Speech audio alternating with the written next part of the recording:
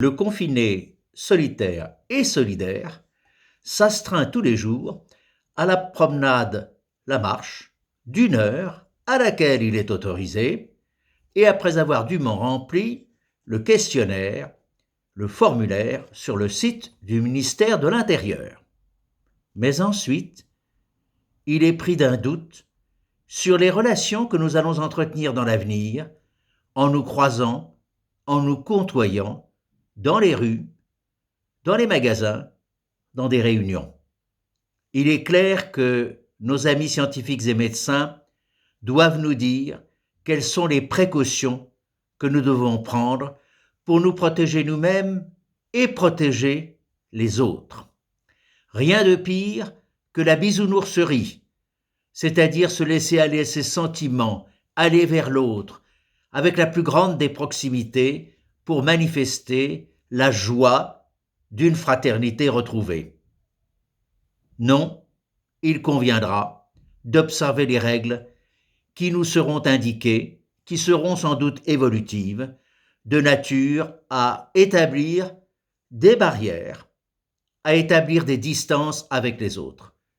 Mais il est un danger contre lequel il nous faut lutter, celui de la paranoïa,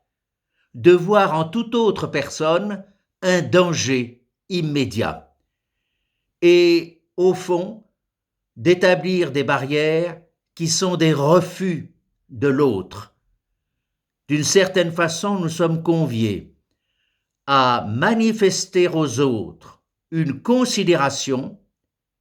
avec des pratiques qui seront culturellement inhabituelles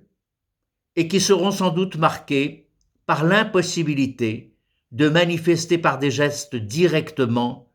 le lien d'amitié, de respect que nous voulons avec l'autre.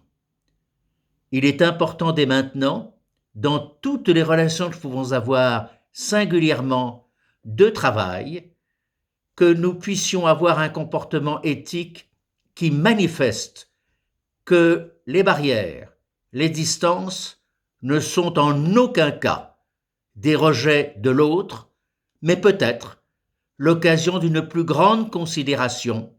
d'une considération manifestée d'une autre façon, et d'une certaine façon, cette expérience du confinement nous invite à réfléchir à la façon de manifester aux autres de la considération avec de la distance.